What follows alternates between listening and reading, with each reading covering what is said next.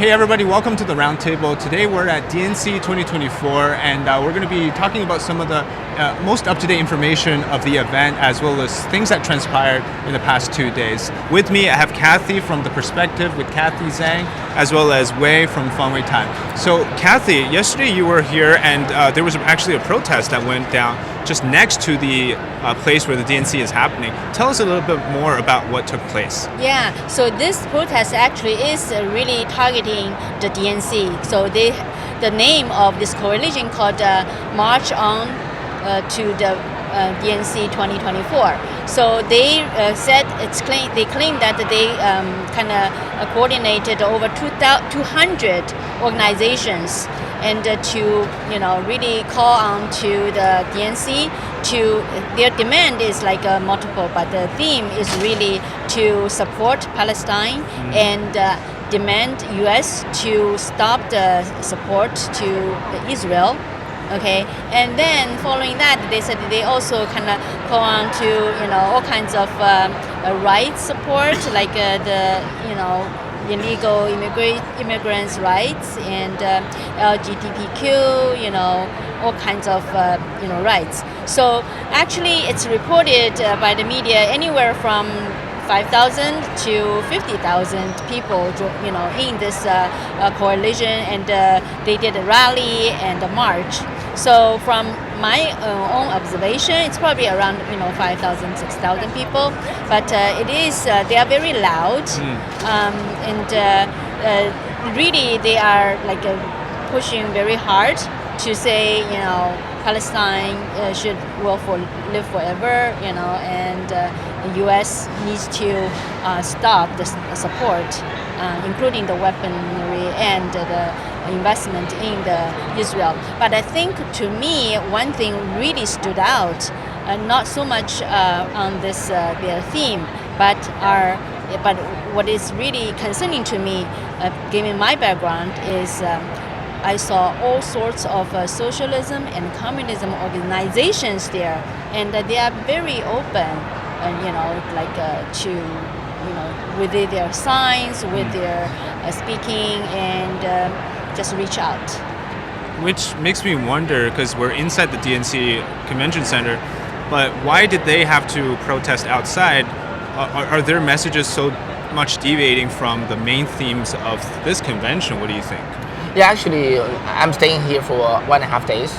It seems we are quite immune from that message. Okay, but they were pretty loud there, but we don't quite hear their voice. But however, it's the first time DNC opened up ground for them. Actually, they gave them a room, let them establish a forum for those pro-Palestinian protests. And actually, they said this is the first time, never before, DNC opened up such ground. So as they push there, it does gain ground. But then they said, well, what we are seeking after is the policy change. We don't have that, but we got some ground. That's not bad. So basically, you can see that although it's several blocks away, it does create impact, and it's just moving into DNC. Maybe next time we sit here, which presumably will be 4 years later, it will have a much louder voice. But it's when you mentioned, Kathy, about the whole embracing of socialism and communism, that idea, that seems to not be what, at least from what I'm hearing from the speakers of yesterday, they're not preaching those. But those people outside, are they really the mainstream sort of thinking of the Democratic Party today, do you think? Yeah, so I don't think so. And if you ask a lot of people here, they would not really agree with, especially the communism, right? Well, some young people probably think one sort of socialism would make sense, right? But however, I think what's happening is what really is that the socialism and communism organizations, they are using this opportunity to really kind of recruit people and to showing those people who have a grievance, right? They have some sort of appeal and they don't agree with some of the U.S. policies. But for example, I talked to one of the people who is the revolutionary communist of America. He told me it is an international organization. They existed for several decades, However, this branch of the revolutionary communists of America, they actually just really kind of resumed only two months ago. They in Philadelphia. Yeah, in Philadelphia, they had this kind of the march, right? I saw a bunch of people marching with like communist flags. And yeah. They are not really shy of what they represent. So what this spokesperson telling me is that they really saw, so those people who protest, they have, they are not satisfied. Either by because of their working condition or the salary, or they wanted more rights for the illegal immigrants. But they said, hey, we saw them that they don't have a solution. So we think we have a solution to offer them. Okay, this is one thing. The second thing is a lot of young people. They saw a lot of more and more American young people are embracing socialism, right? They think it's an opportunity to really, recruit them.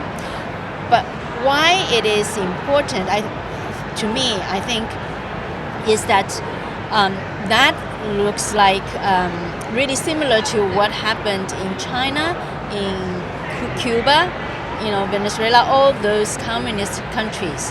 When the communist power really took over the control in those countries, for example in China, at that time, it's like only a fringe of people who really embrace the ideas of communism.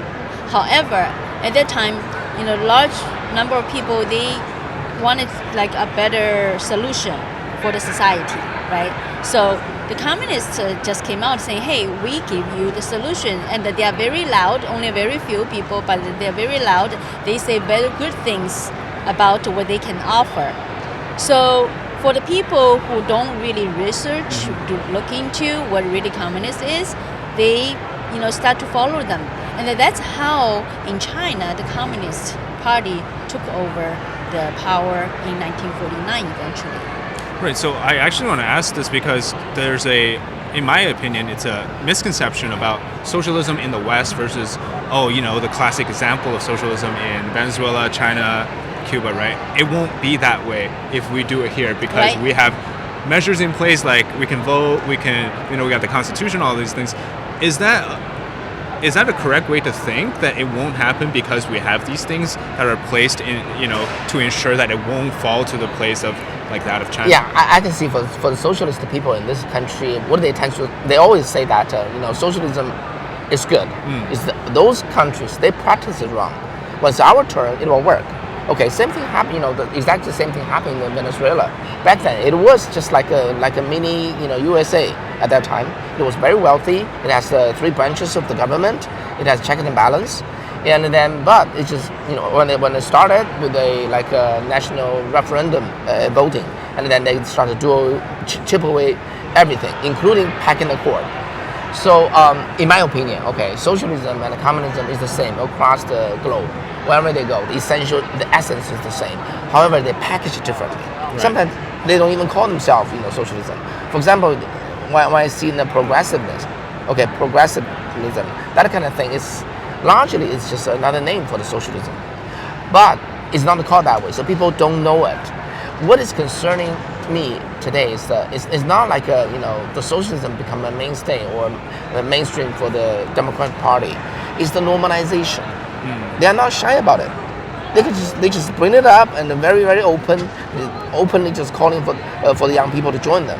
And then nobody will frown. So they're just another fashionable whatever ideology in the minds of young people. And older people do not interfere. They let it happen. This is what concerns me, because every socialism just started that way in every country. So you got to call them out. You got to just open it up, letting people know that what's essentially in it, so that people can realize, been there, try that, doesn't work. Yeah, what I found out is that actually a lot of young people in America, they don't really know what socialism is or what communism is. They just kind of imagine, socialism is just share wealth, right? Share things and be kind to people, right? You cannot just let homeless, those type of things. However, the real when they really in the policy, if you try to use those socialist and communist policies, it's really the government control. And to a lot of young people, having the government do a lot of things, it's normal. I think they don't really know. And I remember I interviewed a lawyer who's from former Soviet Union. So she's a lawyer in California right now, but her son was born raised here. So her son's really into socialism. So she didn't know what to do with him, right? So after when the son was in high school, so in the summer, one day, and in one summer, his mom just said, okay, let's go to Cuba for a vacation, all right?